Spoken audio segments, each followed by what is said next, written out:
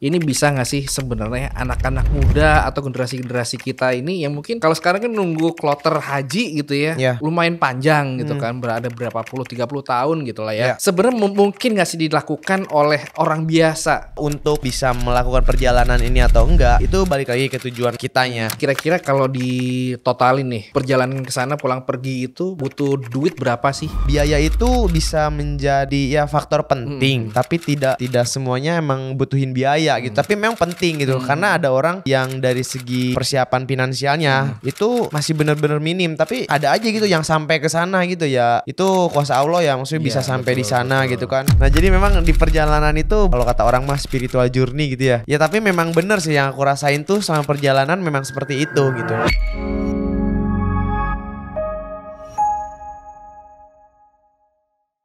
Bismillahirrahmanirrahim. Assalamualaikum warahmatullahi wabarakatuh. Sahabat dimanapun berada, ketemu lagi bersama saya Sabil Zaidan di podcast The Sungkars Family. Nah, sekarang ini kita akan ngobrol dengan salah satu tamu kita. Beliau ini Masya Allah melakukan perjalanan yang luar biasa dari Indonesia menuju ke Baitullah naik sepeda. Nah, kalau penasaran hal-hal apa saja yang terjadi selama perjalanan, bahkan sempat juga merasakan kebesaran nikmat Allah sekaligus menambah ketaatan dan juga kedekatannya dengan Allah Subhanahu wa taala. Penasaran? Langsung kita gas untuk tahu siapa beliau. Ini dia di podcast The Sungkars and Friends. Check it out.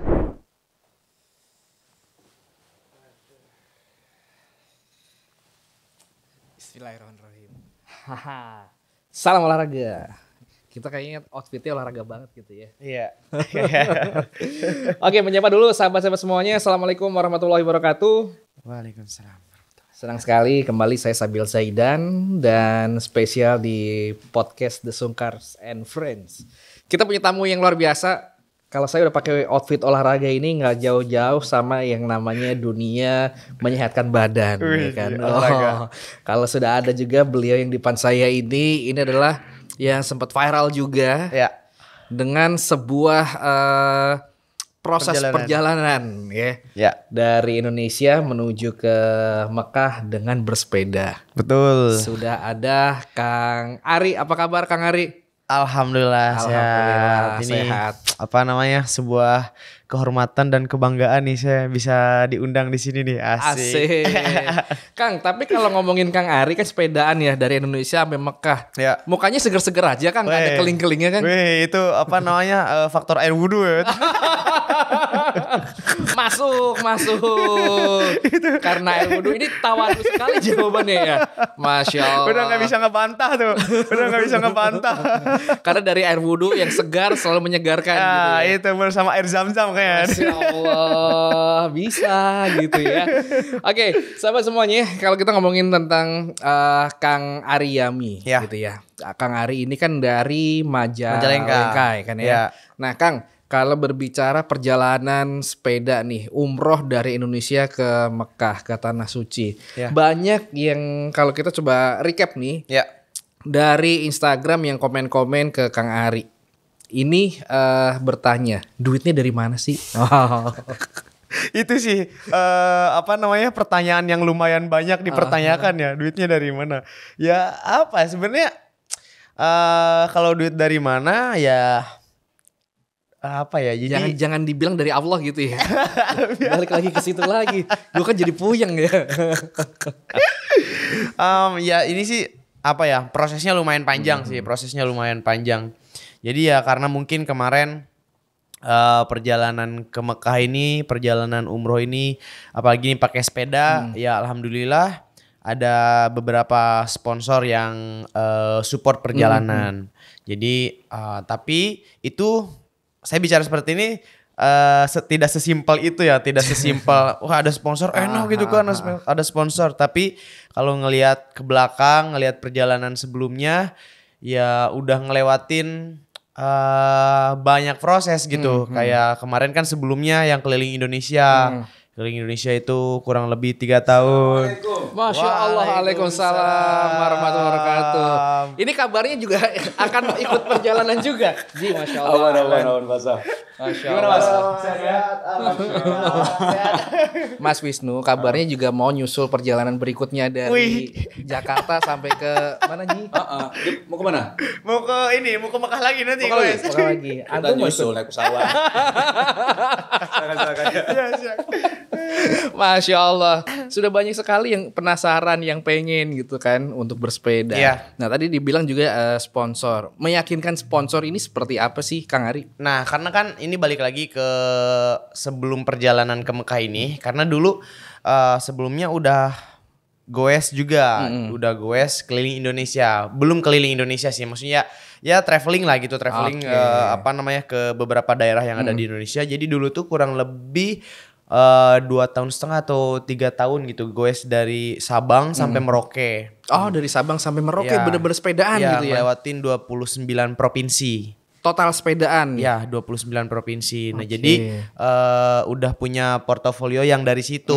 Nah, terus akhirnya ya coba bikin proposal, ngajuin ke brand. Ya alhamdulillah ada beberapa brand yang support gitu. Jadi ya tidak sesimpel yang sekarang ngomong ada sponsor gitu. Jadi itu ngelewatin beberapa berarti 2,5 tahun atau sampai 3 tahun gitu lah gue dari ya itu Sabang sampai Merauke itu. Dan itu bagian dari proses juga untuk meyakinkan kepada sponsor gitu Iya ya. betul, karena kan kalau karena dulu pas 9 bulan pertama pas saya keliling Pulau Sumatera, itu kan keliling Pulau Sumatera ya hampir 9 bulan lah.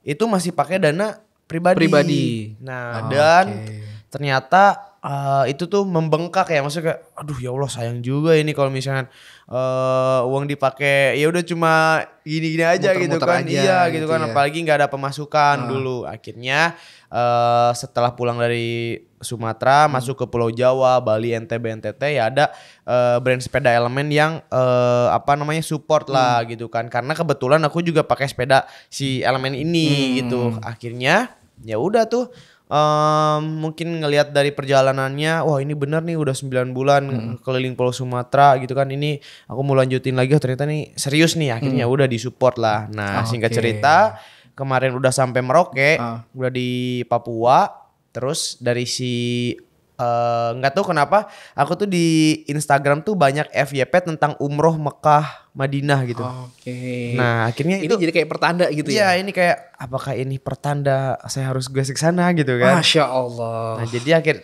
akhirnya tapi kalau misalnya saya ke sana umroh dengan travel atau pakai pesawat tidak memungkinkan karena ya faktor biaya atau yang lainnya gitu kan. Akhirnya saya kepikiran ini saya keliling Indonesia aja nih kuat gitu kan, bisa gitu. Ini kenapa ke Tanah Suci, ke Baitullah, ibadah, ya insya Allah setiap kayuhannya bisa menjadi pahala juga gitu kan. Akhirnya mikir, atau naik sepeda aja kali. Udah tuh akhirnya ngajuin proposal lah. Ini aku next trip nih. Kan tadinya mau ke Kalimantan. Nah, Kalimantan tuh aku skip dulu. Aku ajuin lah ke si brand ini. Ini aku next trip mau ke Mekah, mau gue mau umroh gitu kan. Bener Mas. Nah, itu akhirnya udah tuh alhamdulillah di ACC dan ya udah tuh itu bener-bener yang pertama kali ke luar negeri. Itu dan bener-bener yang nggak ada sebenarnya kepikiran ada tapi kayak ini bener nggak sih gitu kan, Kayak mimpi gitu ya masuk ke Singapura itu kan. Ini tuh pertama kali aku masuk ke negara orang itu kan, ke luar negeri. Masuk Singapura tuh bener-bener gemeter Mas, kayak aduh ya Allah ini gimana gitu, takut ditanya atau apa gitu kan, ditanya gimana. Akhirnya alhamdulillah qadarullah dipertemukan sama ada temen juga di Batam, dibantu masuk ya udah tuh lolos tuh lewatin imigrasi kan. Udah langsung masuk ke Singapura. Ya Allah itu nangis lah di situ kan. Itu baru trip, ibaratnya trip pertama ya? Trip pertama. Trip pertamanya ya? Trip pertama. Oke. Akhirnya ya udah tuh masuk ke Singapura dan di situ nangis yang karena ya Nggak bisa pulang gitu ya? Udah ini gimana nih pulangnya nih, abis ini kemana rutenya gitu ya? nangisnya tuh iya bener, nangis tuh ini bener nggak ya negara Singapura kan ya dulu aku cuma bisa lihat di video orang gitu kan, terus ya teman-teman tuh ada yang jalan-jalan ke sana gitu, dulu cuma bisa kapan yang bisa ke sana gitu kan.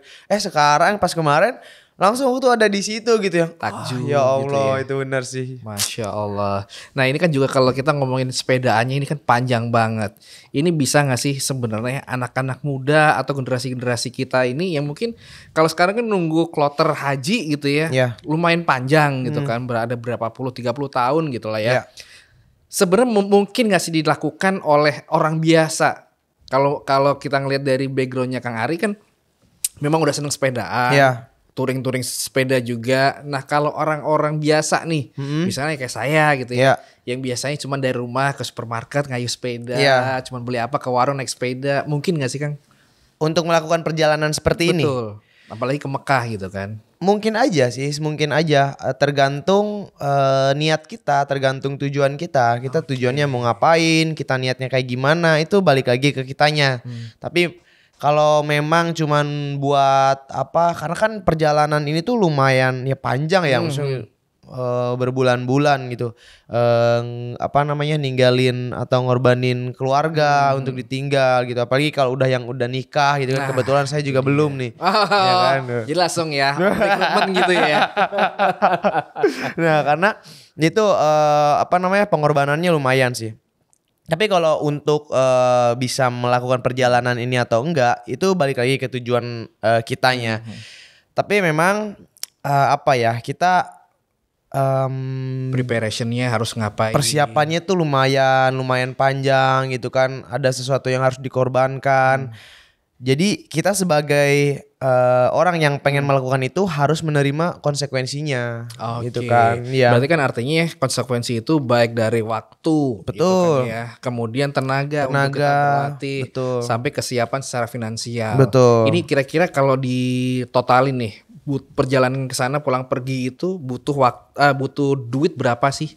Kalau duit ya nggak dihitungin sih, karena maksudnya kayak keluar ada aja duitnya. Iya, gitu ya? Kayak keluar masuk gitu, bukan ada aja. Iya, alhamdulillah gitu, ya Allah, amin ya Allah. Gitu kan. Allah luar biasa, Masya Allah. Tapi itu memang keluar masuk sih uangnya gitu. Jadi nggak dirinci sedetail itu gitu ya. Kadang ada yang masuk gitu, misalnya nanti dibeliin apa gitu, nanti masuk lagi gitu. Jadi nggak spesifik, nggak detail gitulah. Tapi selama kita bersepeda paling nggak aman aja lah ya. Ya itu ada betul. Duit part apa yang mau dijual.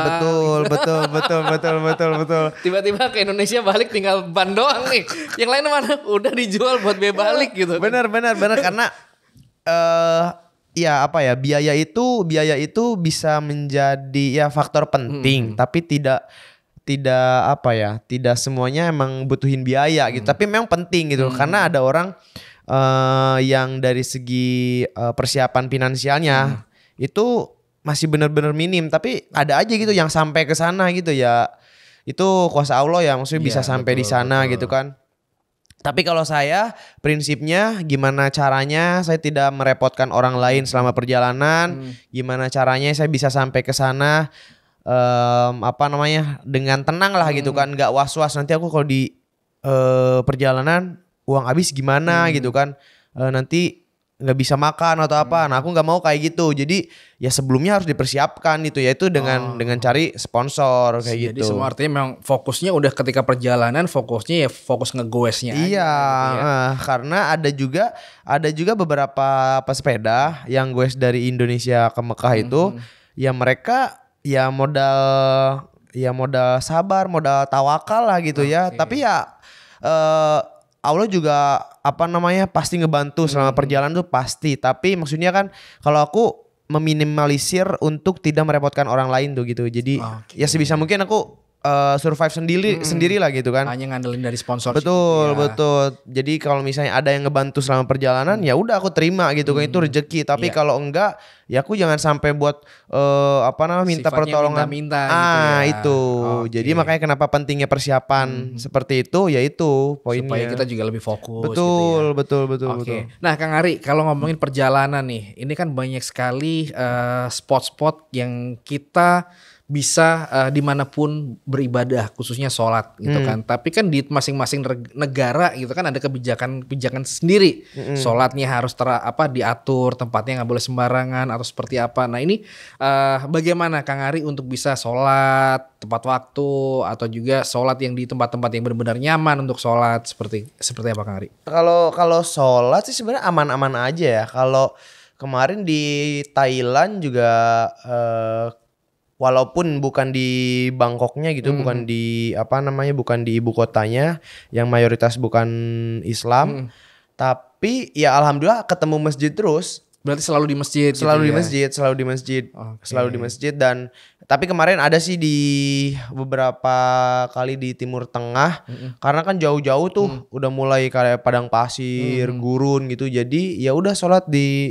gelar sajadah gitu aja di gurun gitu. Ya. Wih ini kayak film-film gitu. Ya Kang. Iya itu kayak gitu. Allah. Tapi kalau selama Singapura terus Malaysia, Thailand, ya alhamdulillah ketemu ini terus, ketemu masjid terus. Masya Allah. Ketika justru di Timur Tengah ini yang semuanya gurun pasir ya, gitu, itu yang benar-benar butuh perjuangan betul, gitu ya. Betul. Masya Allah. Karena ada beberapa daerah yang jauh banget gitu dari masjid atau dari rest area ke rest area tuh. Jadi ya udah mau nggak mau harus ya udah di mana aja. Masya Allah, di bumi Allah yang terbentang itu pokoknya kita bisa sholat lah gitu ya. Betul tergantung niat kan. Benar sekali. Nah Kang Ari, tadi kan kita udah ngomongin nih persiapan udah, proses pemberangkatan segala macam sampai sholat. Ya. Sebenarnya yang pengen kepoin nih ya sama sahabat-sahabat semuanya itu salah satunya adalah tujuan. Ya. Kita tahu tujuan ke Mekah adalah memang benar-benar pure ibadah. Ya. Nah di luar konteks itu ada gak sih yang mungkin Kang Ari ini pengen ngebuktiin apa ke Allah atau pengen ngebuktiin apa ke seseorang dengan sepedanya? Ada gak sih Kang? Sebenarnya ini tuh kayak tujuan pas keliling Indonesia sih. Maksudnya kayak ini tuh kayak proses ya pencarian jati diri. Masya Allah. Ini tuh kayak untuk menafkahi batin aku lah gitu kan. Karena ngelihat dari masa lalu gitu kan, dari keluarga. Karena aku tuh terlahir dari keluarga yang mamah sama bapak tuh udah udah pisah. Tapi bapak tuh udah nggak ada dari aku SD. Jadi aku tuh tidak merasakan kehangatan keluarga lah gitu ya, tidak kayak gitu.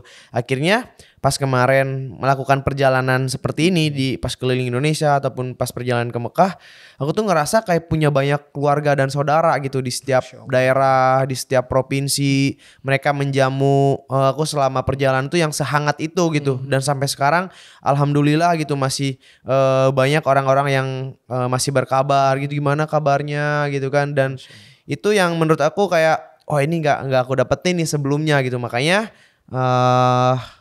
perjalanan itu kayak bener-bener buat aku tuh bersyukur, terus ngerasa kayak wah ternyata kayak gini ya, punya banyak keluarga, disayang sama orang gitu kan. Jadi akhirnya aku menyimpulkan bahwa ya ini perjalanan itu nggak sia-sia buat aku gitu.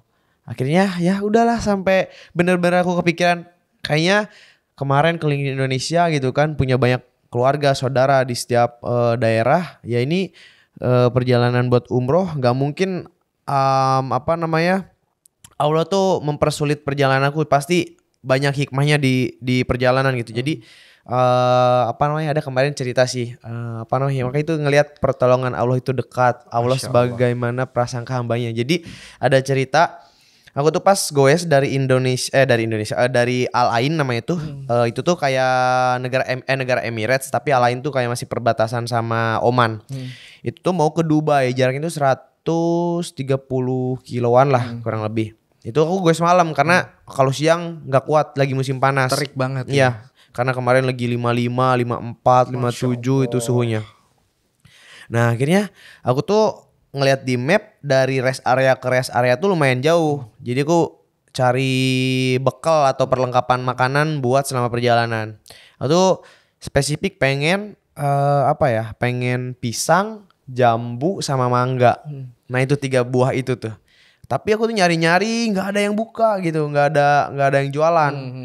Akhirnya udahlah aku ngelihat makanan masih ada di tas gitu kan buat bekal selama perjalanan. Kayaknya udah tuh goes jam 11:30, 11:30 gitu. Tiba-tiba ada mobil orang Emirates asli gitu kan.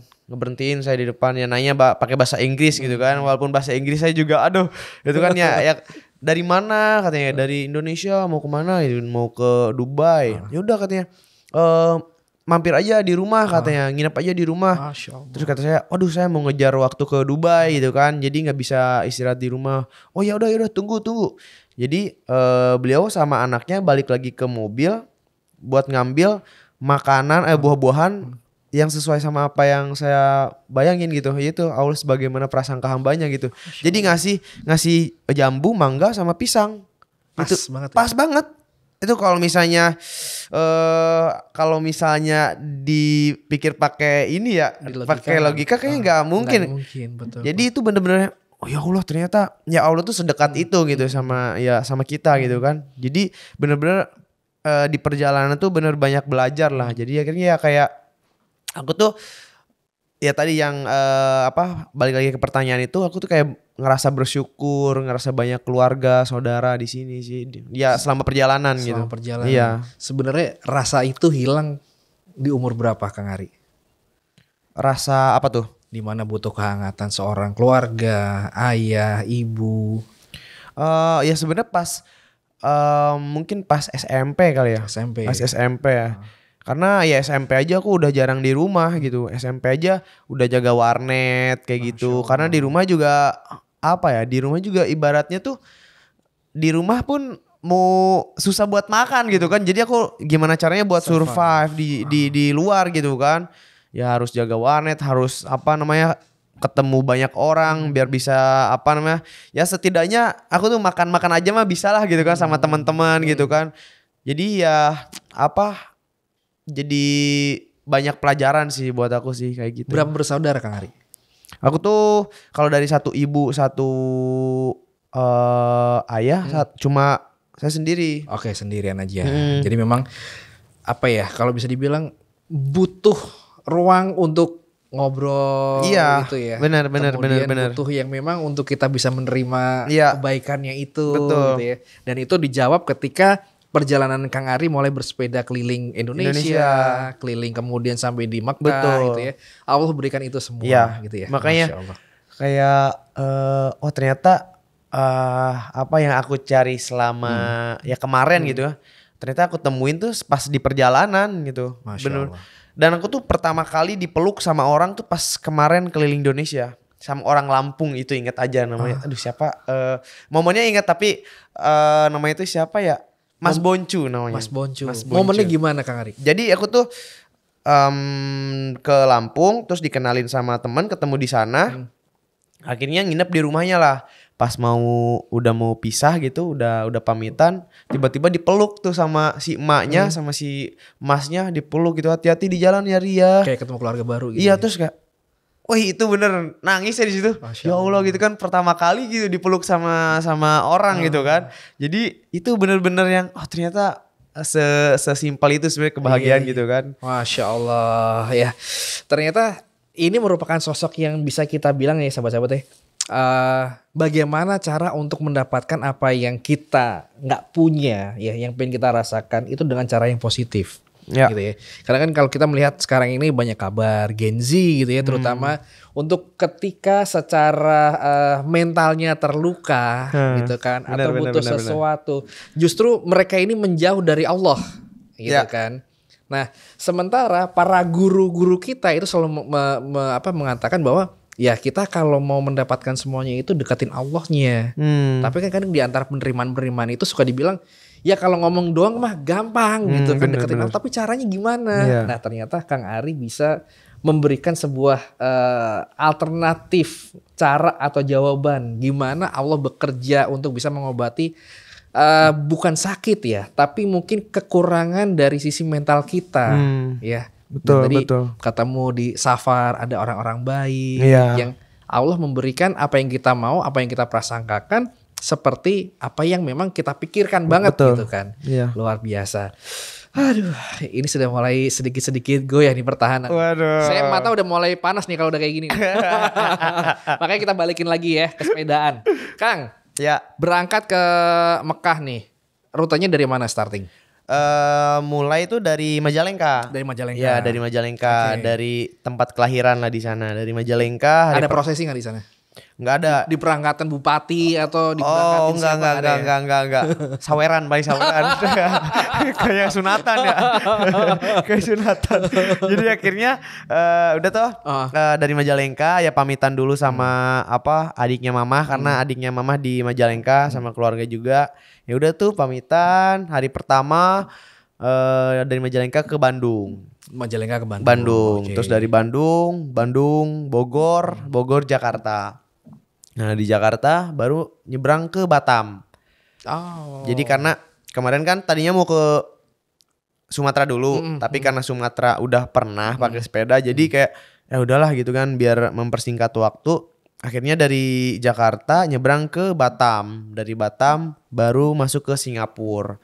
Oke. Gitu, Singapura udah masuk Malaysia, terus masuk ke Thailand. Jadi ini saya mau cerita lagi nih, boleh Nah, nggak? boleh dong. Harus ya. Dari tadi bukan cerita tuh ya. Aduh. Jadi Tadi curhat ya. nah, curhat ya gitu kan. Nah jadi memang di perjalanan itu benar-benar yang ya menurut aku tuh jadi kalau kata orang mah spiritual journey gitu ya. Masya Allah. Ya tapi memang bener sih yang aku rasain tuh selama perjalanan memang seperti itu gitu. Jadi ada ceritanya pas aku tuh masuk ke Malaysia ya. Masuk ke Malaysia, terus masuk ke Kuala Lumpur, terus ada namanya tuh Cameron Highland sama Ipoh. Nah aku tuh dari Kuala Lumpur ke Cameron Highland. Itu tuh full nanjak lah gitu kan. Jadi pasti kemalaman nih sampai Cameron Highland tuh. Tapi di Ipoh ini, jadi Kuala Lumpur, Cameron Highland, Ipoh. Jadi itu bisa kalau digoes mungkin 2 harian lah. Oke. Oke, jadi ada follower Instagram gitu kan. Nanya ke saya follow gitu kan, terus nanya bang orang Malaysia bang nanti sampai Ipoh nginap di mana katanya, tidur di mana? Saya jawab kayaknya camping atau di masjid gitu. Oke, terus kata si temen ini kata yang follower ini ya udah bang nanti kita siapkan aja kamar di sini katanya. Masya Allah. Terus ya alhamdulillah gitu kan. Saya seneng gitu dari situ. Alhamdulillah berarti udah nggak usah cari penginapan atau tempat tidur lainnya gitu. Ini udah tuh dari Kuala Lumpur gue sampai Cameron Highland, dari Cameron Highland turun ke Ipoh. Nah sampai Ipoh itu mungkin jam 9:30 lah, jam 9:30, jam 9 lah sekitar segituan. Ketemu sama orang yang itu. Akhirnya ngobrol di ngobrol panjang, ngopi di situ. Karena aku mikirnya si abang ini udah mau ngasih tempat tidur. Saya mikirnya yaudah nggak apa-apa lah mau diajak ngobrol sampai pagi Berapa pun aja gitu kan gitu ya. ya. Akhirnya udah tuh sampai 1:30 atau jam 2 lah. Singkat itu aku pamit sama si abang ini kayak jadi di ujung obrolan ini tuh si abang itu kayak ngomong gini, Bang Ari nanti di sini nginap di mana katanya di Ipoh tidur di mana? Terus saya bilang lah kan kemarin ditawarin tempat tidur gitu kan, udah disiapin kamar gitu kan. Terus saya waduh bingung ini gimana ya jawabnya. Oh enggak kok saya ada penginapan di sini gitu kan. Tapi itu saya tuh nggak ada tempat tidur. Akhirnya ya udah tuh kita pamitan. Terus saya dalam hati tuh kayak lah kan kemarin tuh dia bilang mau nyiapin tempat tidur ya buat aku ya, tapi kenapa nggak jadi ya? Ya udahlah. Ya di situ ada kesalnya mungkin karena aku udah terlalu berharap ya kan. Ya mungkin itu. Nah akhirnya saya tuh keliling masjid di sekitaran itu nggak ada yang buka. Karena mungkin kalau aku datangnya pas Isya atau pas waktu sholat mungkin bisa aja gitu aku di sana nginepnya. Nah tapi karena aku datang 2:30 atau jam 3-an keliling-keliling sampai dikejar anjing itu bener. Akhirnya tuh keliling-keliling ada berapa masjid itu nggak ada yang buka. Aku cari lagi kan di Google Map. Cari masjid terdekat, ada nih 8 kilo dari si titik yang itu. Masya Allah. Akhirnya udah tuh gue sampai ke masjid itu, alhamdulillah buka. Dan udah tuh istirahat di situ bersih-bersih. Singkat cerita pas pas azan subuh ada imamnya datang ke situ ngajakin ngobrol lah gitu. Dari mana nak kemana gitu kan ya. Ini betul. Dari Indonesia nak pergi Mekah, nak pergi umroh katanya gitu kan. betul kata. Aduh, tapi baik-baik banget sih itu orang Malaysia akhirnya udah tuh. Sholat subuh udah pas beres sholat subuh balik lagi lah ke sepeda. Akhirnya mau prepare buat berangkat. Nah kata si imam masjid ini katanya, jangan dulu berangkat katanya, jangan dulu berangkat. Nanti di sini dulu aja, nanti habis zuhur aja berangkatnya. Nanti saya ajakin keliling-keliling lah gitu. Nanti saya ajakin keliling-keliling di komplek, dikenalin lah gitu kan. Nah akhirnya udah tuh dikenalin, diajakin ngopi, makan segala macam. Singkat cerita udah balik lagi ke masjid buat sholat zuhur. Nah pas sholat zuhur itu si imam masjidnya itu kayak ngasih pengumuman lah, kayak ngasih pengumuman ke warganya. Ini katanya ada saudara kita nak pergi Mekah, nak pergi umroh. Kalau ada sedikit rezeki boleh kita santuni gitu kan. Saya jadi kayak, waduh, saya malu sendiri kan. Jadi saya kan nggak minta gitu kan itu. Akhirnya udah beres sholat zuhur, saya balik ke sepeda buat beres-beres. Ada mungkin 15 orang jemaah melukin saya lah. Ada yang ngasih 5 ringgit, ada yang ngasih 10 ringgit, ada yang ngasih berapa ringgit, total tuh sekitar 300 ribuan. Kalau dirupiahin kalau dirupiahin 300 ribu. Itu saya udah nangis tuh di situ karena dipelukin sama orang yang baru kenal gitu kan, kayak waduh ini kayak saudara lama gitu. Tapi saya tuh belum ngeh kalau itu ya pertolongan Allah gitu kan. Tapi nanti pas saya udah mau beres, udah mau berangkat, tiba-tiba ada anak kecil datang ke saya. Dari mana? Katanya dari mana? Ngobrol gitu kan. Akhirnya nggak lama kemudian ada tukang es krim datang juga ke saya. Antusias lah gitu, ini sepeda bawa banyak barang dari mana gitu. Ngobrol udah. Nggak tahu tiba-tiba saya tuh kepikiran pengen traktir anak kecil ini es krim gitu. Pakai uang yang tadi dikumpulin. Akhirnya udah tuh beli es krim, si anak-anaknya seneng gitu kan, ketawa-ketawa. Si abangnya juga yang es krim juga seneng gitu kan.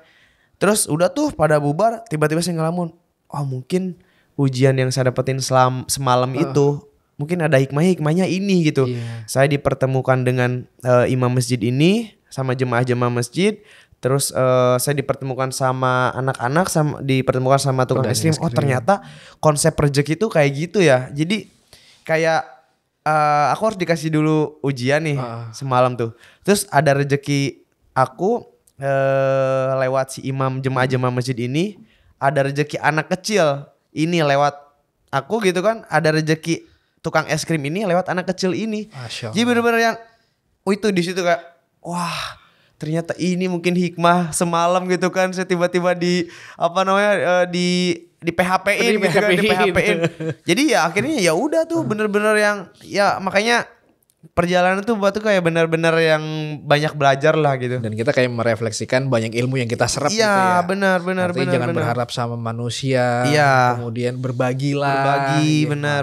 Ya konsep rezeki itu ternyata kayak gitu. Ternyata apa yang kita dapetin sekarang tuh ya bukan semuanya punya kita gitu kan. Tapi harus ngalir lagi. Benar, ada gitu hak punya orang lain gitu kan. Jadi ya seperti itulah. Masya Allah, luar biasa. Terus itu gak ngasih tahu lagi nginep di mana lagi, gak kabarin lagi? Enggak, karena kan aku mikirin, kan aku udah bilang aku nginep di hotel. biar ternyata ini banyak duitnya di hotel. Padahal boro-boro itu aja gitu kan. Perjuangan nyari masjid ya. Sampai dikejar anjing itu bener. Aduh. Masya Allah, luar biasa. Nah Kang, persiapan nih selain dari sisi finansial kan tadi kalau ngomongin budget sebenarnya bisa ketakar gak sih Kang? Harus berapa gitu?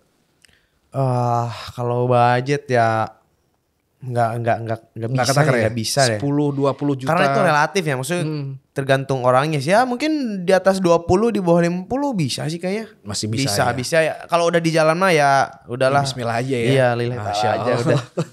Nah, kan ini kalau ngomongin nih perjalanannya berbulan-bulan. Sebenarnya totalnya itu sampai dari Indonesia sampai ke Mekahnya sendiri ini berapa bulan? 7 bulan perjalanan. 7 bulan 7 bulan perjalanan. Terus selama di Mekah Madinah sebulan setengahan lah. Jadi kurang lebih 8 bulan setengahan lah. Berarti hampir 1 tahun lah ya. Hampir 1 tahun untuk iya. perjalanan ke sana Itu ya. setengah bulan lagi itu 8 bulan setengah tuh. Berarti setengah bulan lagi kalau anak udah lahiran. Jadi udah pembukaan berapa tuh? Selama perjalanan itu nggak ada ketemu jodoh apa kan? Nah. Kui. Kalau udah ditanya kayak gini, ya apa namanya? Nggak ada sih, nggak ada. Tapi ya semoga aja sih dipercepat dan dipermudah gitu kan. Amin. Berarti sekarang masih kosong ya? Masih kosong. Oke, guys. Para akhwat soleha ya. Kalau ingin memiliki seorang suami yang suka ninggal-ninggal istri. Kasih aja pahitnya dulu ya Kang ya. Bener. Karena kalau udah apa namanya, kalau udah ngeceritain keenakannya gitu pasti bakal mau gitu ya. Tapi kalau yang kayak gini ditinggal mana ada yang mau kayak gitu. Tapi ketika nanti beristri nih, berkeluarga gitu. Akan mengulang perjalanan jauh gak sih? Karena mungkin sekarang tuh kalau aku tuh jadi ini sih, sekarang tuh jadi kayak kerjaan kali ya. Oke. Jadi kerjaan. Bagian jadi, dari konten gitu ya. Jadi kalau aku coba kemarin tuh bikin, ya kan sekalian bikin konten tuh. Mau dirubah kontennya. Ternyata tidak sebagus ketika goes. Ketika sepedaan gitu. Jadi ya udah kayaknya mungkin setahunan lagi mungkin goes dulu keluar kemana gitu kan ya, sambil belajar usaha lah gitu. Masya Allah, justru jauh di atasnya yang pengen dibeli ya. Masya Allah, luar biasa. Ini kayaknya kalau ngelihat perjalanan gini selalu ada sabar, ada syukur, enak banget hati gitu ya. Iya, tapi ya memang sulit juga ya kan. Teorinya sih mah iya, mulus-mulus aja ya. Iya kan, apalagi kita ngasih tahu ke orang sabar. Rasain aja lo gitu.